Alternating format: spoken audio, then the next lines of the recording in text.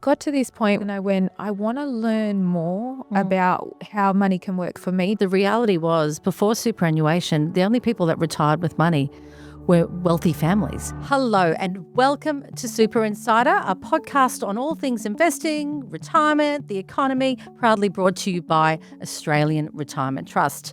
I'm your host and my name is Anne Fuchs, and today we are talking about the financial prosperity of our First Nations people and what more we can do to make sure that they can retire well with confidence. I am with Leah Bennett, who's the Managing Director of First Nations Foundations. Welcome, Leah. Thanks for having me. Now, before we have a bit of a yarn about what retirement looks like for the First Peoples of this land, I just want to remind you this is general advice, general information only, and you'll need to decide if it is right for you.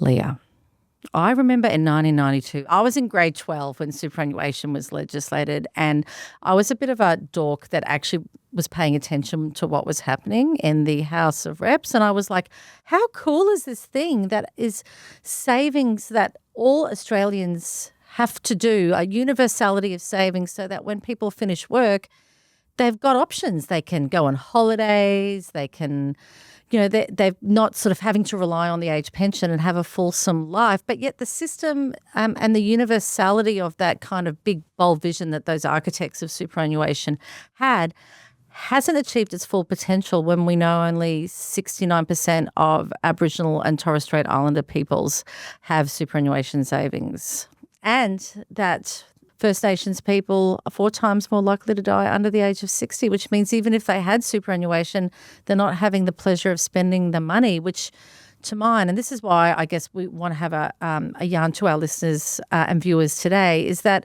we partner at Australian Retirement Trust with First Nations people because we're a fund that has 2.4 million Australians, and a big percentage of our members are in regional and remote Australia. We have so many members who are identify as First Nations, and it is our role to make sure that the system is working for all Australians, because when the system is working for all Australians, not only does it create individual prosperity and happiness, because we all know that money worries can make you stressed out, but what it also does, it creates better economic conditions for the country and greater and happier communities. And so that's why we are partnering with you, Leah, First Nations Foundations. But Managing Director is a fancy title.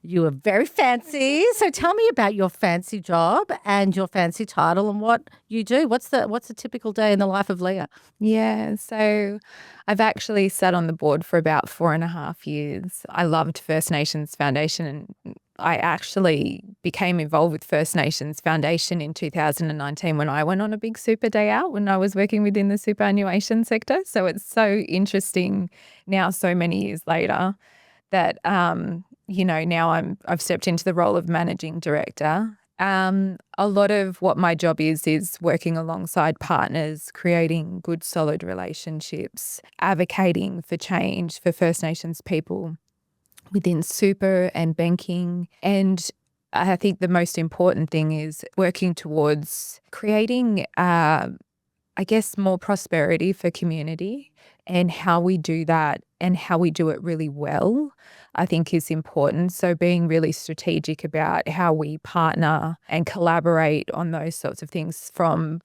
our financial literacy training to the things that we do online to support mobs. So every day is so very different, but I guess predominantly my job is working alongside our partners and supporting the work that they're doing. There's this psychology study in America called phenology, and you're probably thinking, where in God's name is she going? But it's kind of about how money makes you feel, and also what you learnt about in terms of what you saw your parents do and the cultural aspects of financial decision making. I'm married to a German. They love saving. I'm of Irish heritage. We love spending. If we're going to have a Barney, it's because I've had a bad day and I've gone to Mecca to buy a new lipstick because it makes me feel better.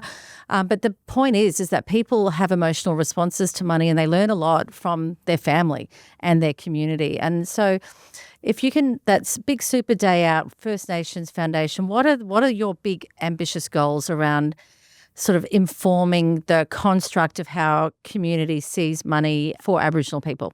Yeah, I love that you've brought that up, because a lot of what I talk to people about is that, there is this huge mental and emotional connection with money, right? We, as children, watch our parents and how they spend. And I often talk about my own personal experience growing up. Tell us about that. Yeah, with my mother, who's First Nations, who obviously has low levels of financial literacy herself. My father immigrated to this country when he was younger, but my grandparents had gone through war and, famine and all this sort of stuff. So their concept of money was even different. So for my dad, he would, hoard money. What heritage was your father? He's Russian-Romanian. Oh, wow. Yeah. So he would hold on to money. He wasn't a big spender at all. It was like, no, we need to keep this in case there's a rainy day. But I actually grew up with my mum's side of the family where it was very much we participated in a sharing economy, right? Like even if you said to me now, with all of the financial literacy that I have, what's important to me and what does wealth mean to me? Well, it's nice to be able to keep a roof over my head and pay my bills, but if the people around me aren't doing well, then I'm not doing well. So if I can see that those that are really close to me are suffering, then that's not right. And so that sharing economy, the reciprocity, the being able to support one another is kind of what's at the core of who we are as people.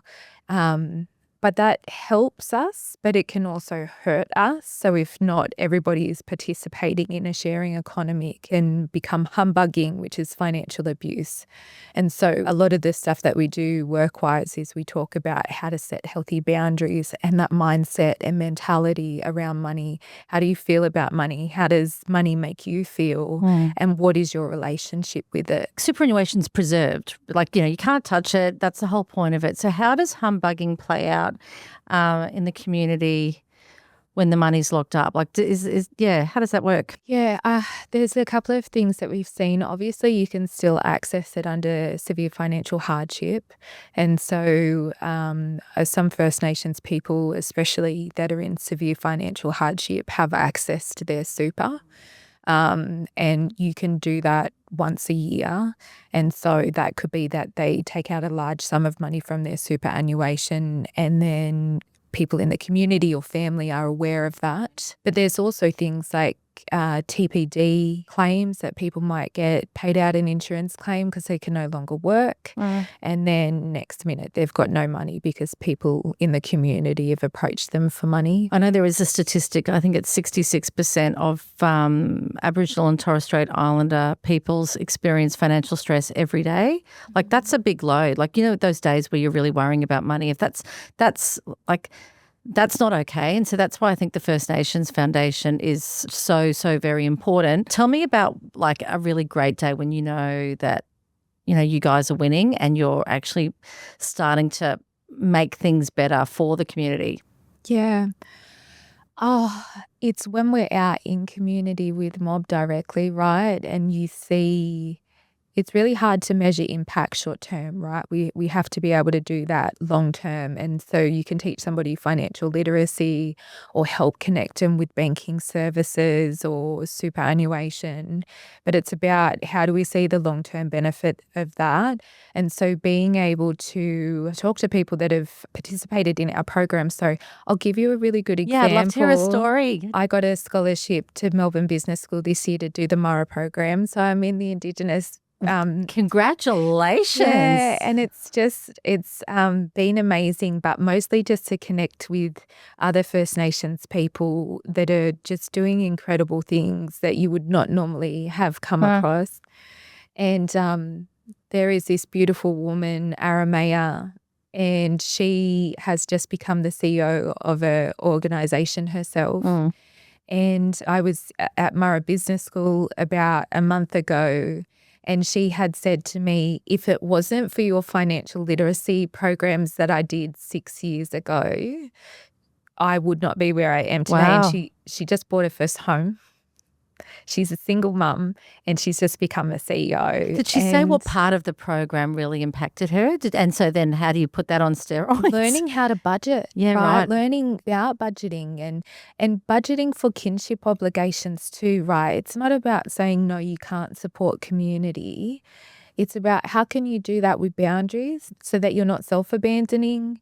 It's about how do I allocate things? How do I identify a need and a want? That old chestnut. We Yeah. all struggle with that. I know I struggle with that. But it's about, and I think people just think it's one or the other, right? Like it's either you have to budget and there's no flexibility for lifestyle, or even learning how to have sustainable budgeting. So if you find that your budgeting is too rigid, then you're probably not going to stick to that. But she was talking about it was like just dieting, which I need to start doing. It's okay every now and then to have a treat. Yeah. Well, she had said it was the budgeting and setting those boundaries, but also celebrating the small wins, because I think sometimes if you only got the capacity to save $100 a month, that's still better than saving nothing, and celebrating that is important. Particularly, we try and talk to young people about just even if you put in $20 a month, that's better than nothing. If you're at 8, just anything extra, getting in the power of compounding interest. Do those themes ever get covered in First Nations foundations, or is that a bridge too far? No? No. I think if I'm going to be completely transparent, I didn't know anything about super till I started working in super back in 2018. What did you do in your first job in super? Financial crime.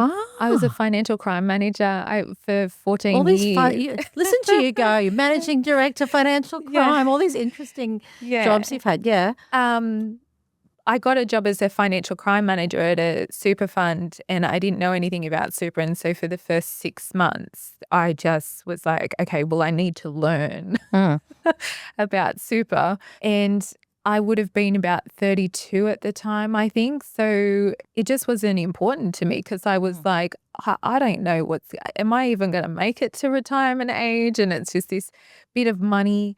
But it got to this point when I was in my early 30s, and I want to learn more about how money can work for me, to the point where I even invest now. And I had no financial literacy skills until I was in my, as embarrassing as that might be, but like not at all. I think that's the human experience when it comes to super. People generally only wake up in their 30s, and we're trying to get them to wake up a bit earlier. Yeah, but like the more that I started to realize that I had access to this information and I could teach myself, I invest now. I actually invest. I even choose my own superannuation investment. Okay, I hope you're getting financial advice from your super fund. I'm sorry. But I choose. That's how much, and I think we underestimate First Nations people too, is your ability to be able to go, I know other First Nations people that are really interested in investing, and because maybe home ownership is not an option for them, but they still want to make their money work for them.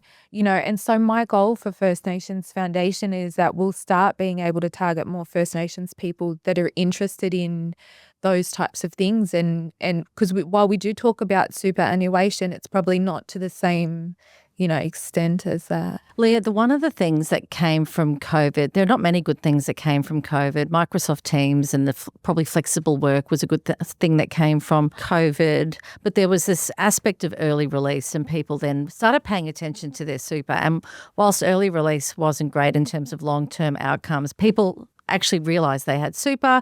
They downloaded their app onto their phone, and people now are logging in more and more checking it like their bank account. With accessibility of technology and remote communities and so forth, how do First Nations people sort of stay on top of their super if they don't have that sort of 5G access the way we do in metropolitan centres? How do they keep in touch with what they have invested? Yeah, they're not. They're not. In short. Yeah. Full stop. Yeah. They're not. There's so many things that we could talk about as to why that might be the case, but for a lot of our most vulnerable people in our communities, they're in a constant state of survival, right? Like not thriving. They're not interested in, what they can access later on. They're interested in what they can access now, and it's definitely through financial counsellors supporting them that they're able to kind of gauge their superannuation, I think, to some degree. It's not engaging to see like what, when I get to retirement age, it's what can I access now because I need to be able to put food on the table. Yeah. Or I need to keep a roof over my head. And so we're not getting the same outcomes from superannuation for those people as we are for others. So there is, I guess, let's call it system inequity as it relates to First Nations people, depending on what part of the country you live in. If you're in a metropolitan centre, it's just across the board. I live in southwest Sydney, so about an hour out, and we have one of the highest density of First Nations people. I think we sometimes just think that our most vulnerable are in those remote communities, but the vulnerability differs slightly. So you're thinking about, data exclusion, a lack of internet and resources, ATMs, all that sort of stuff. But even in metropolitan areas, there's still people that with low levels of financial literacy or not really have the courage to go into a bank because they've been discriminated against before, and so they don't feel comfortable talking about really sensitive issues, and so they're excluded for their own reasons. Or just, again, like if you don't know what it is or you don't understand what it is, you're just not going to engage. For example, I spoke at an ombudsman conference 2 weeks ago, and the ombudsman's asked the question, like, how do we get First Nations people to engage? Why do you think they're not engaging with us? And I'm like, because they don't know you exist. Oh. And if they don't understand why they should be engaging, then they're not going to. Like, we're more likely to die before preservation age. Yeah, 4 times more likely. So that in and of itself creates complications, and it's not necessarily anything that you can do from an industry perspective outside of advocate for improving healthcare, right? Like that we have to improve the general well-being of First Nations people. It's about how do you take what can be done with super? So might not necessarily be retirement for some people, but it goes to their children, it goes to their kinship system, it goes to community, so that when they pass on, how do you make people engage in that, right? Because that's their story. I go into a lot of superannuation websites and there's like these cute old white couple riding a push bike or sailing a yacht in Europe, and I'm like, oh, that's nice, but like that's not the reality. Not even just the First Nations people, but like I think there's such a disconnect between superannuation in general and those people, but then even demographics like mine. If you're going to die earlier and not get, the whole purpose of super was so that you could have a retirement. And that's why we partner with you guys, because our job is to make sure all of our members have a retirement they can look forward to, and that they're empowered to uplift their financial literacy to make the best possible decisions based on their circumstances. And that's why we're partnering with you to help us achieve that. Yeah. I think it's just having a look at it, like obviously superannuation is quite difficult because so much of what you do is legislated, right? Like it's kind of dictated, even how you spend members' money and like all of that sort of stuff. But it's about, I think, making those small changes internally and getting people to come on board on that journey and what that looks like for different groups, even, single women in domestic violence situations or, what is their story? Maybe they want to have money for their children. Like, if you're a single mom, you've had to leave home, because it was no longer safe. Why should super still be important to you? I think about the women in my life in those situations, because if you pass, Bub has something there for him or her, and, in your TPD and in your, It's that safety net. It's a safety net there. How do you make, this go from just being about retirement or retiring comfortably into stories that are relatable for the average person. We did advocate, and we were really pleased to advocate for policy that stops perpetrators of domestic violence having access to the superannuation benefits of someone who's passed away at the hands of their partner. And I mean, that sounds like a no-brainer, but that actually we've had to advocate really strongly for that. So hopefully that, that's a piece of policy reform that's coming. But where do you see the green shoots that cause you to to maintain this kind of, this strong sense of focus and and drive that you have. Like to have that drive, you've got the fire in the belly. You know, you spoke about the CEO, but what are some of the kind of bigger trends that you're observing? We recently brought out a new program called Train the Trainer. Like, we're a small non-for-profit organisation that obviously we're very limited around how much activity we can do, like being out in community and training. If it was up to me, I'd have like 600 trainers and they'd be in every community, but that's not the case. And so we recently brought out a new program called Train the Trainer that we've been, I think, delivering a little bit before I took over. And it's such an incredible model because it's not us delivering the training, it's us training people to deliver our training in their communities so that there's broader impact. And I think that model is so incredible, right? Because one, we're empowering community with knowledge to go on and continue to pass that on. And it also can create employment opportunities for them as well, so creating jobs. And I think that's how we're going to have the biggest impact as an organisation, especially as a small non-for-profit, which is a part of the partnership that we have with ART, is that you guys support that Train the Trainer model, which is fantastic. And we have, I think, like 5 over the next 2 months booked in across different states in Australia. It's that old expression about teach a person to fish rather than giving them the fish. Yeah. But also they're going to go out and teach all these other people how to fish. But also it means that we're doing things the right way, the way First Nations people do it. We empower and we equip and we pass on that knowledge. Like, we're not holding that to ourselves to say, well, this is our financial literacy training. We're saying this is everybody's financial literacy training. Now you go out and deliver it to your mob and community, so that, because that's how we start actually participating in the economy, right? Like, we've only really been able to participate since 1970.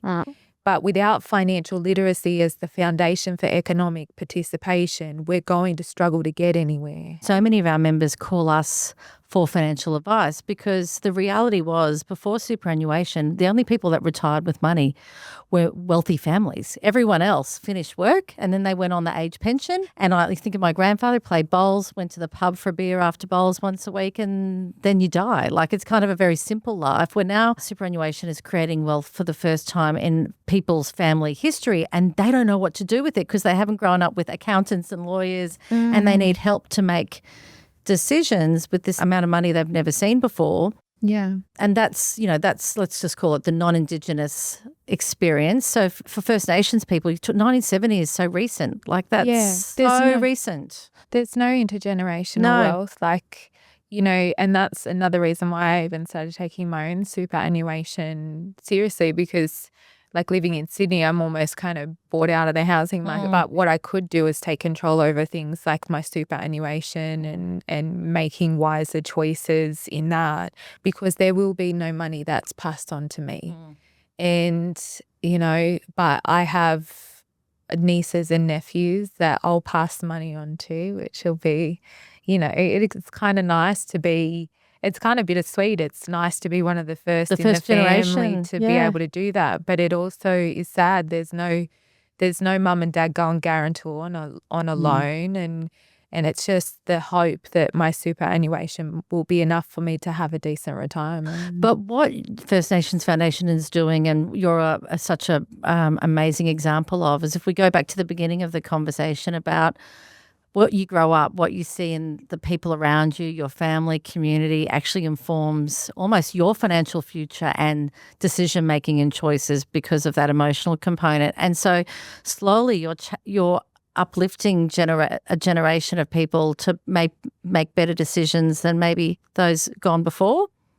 Yeah, I think so. But I think too, we also have to talk about this at a bigger level if we want real change, because financial literacy is not, or a lack of financial literacy is not just a First Nations issue. Like, the statistics more broadly across Australia are pretty awful. We have like some of the lowest levels of financial literacy than we ever have.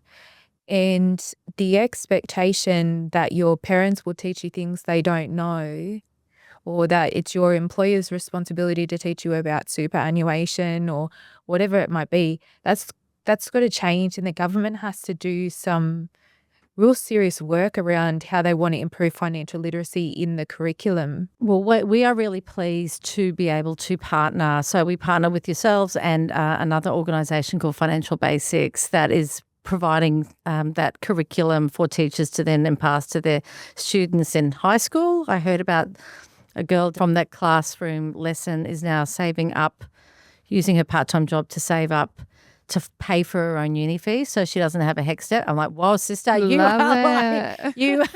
Yeah, so all of these things are really important and as lifting up the next generation.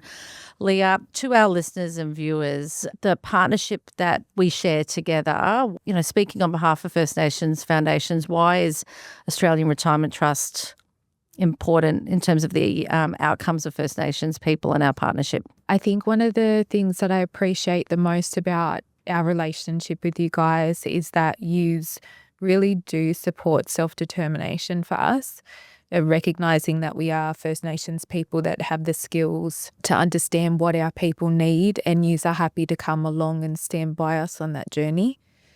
Since I took over into the position of managing director, I've received a number of emails from ART saying, how can we support you? What can we do to kind of uplift, and whether or not it's promoting the work that we do in situations like this where we're doing podcasts, or understanding that we have a lack of resources internally as a small organisation, and kind of walking and alongside us to promote that work that we do. But investing in what, like Train the Trainer, our youth programs, all this stuff that gets supported by our partners. Like it would have been a good time to actually tell you that we have also, a youth program that we're implementing for year 10, 11 and 12, to get them ready for the workplace.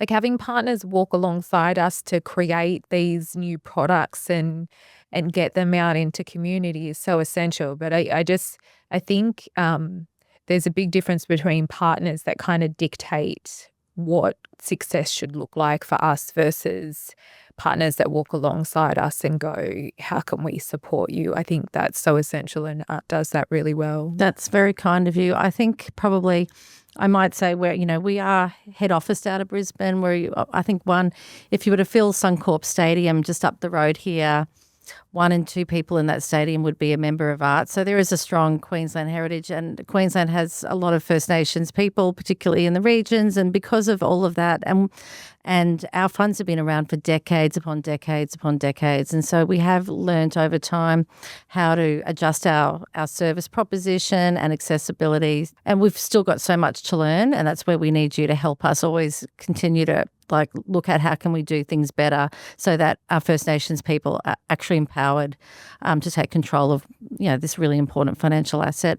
Leah, thank you for coming on the show. Thanks for having me. To our listeners and viewers, thank you so much for joining us. I hope you've enjoyed listening to the conversation with Leah and I today. At Australian Retirement Trust, we believe that the country prospers when we all prosper. Superannuation has a massive role in that individual and national prosperity. We have a ways to go in terms of all Australians, our First Nations people enjoying that prosperity, and that's why we've brought this conversation to you today. Please tell your family and friends about it, and we look forward to you joining us again soon.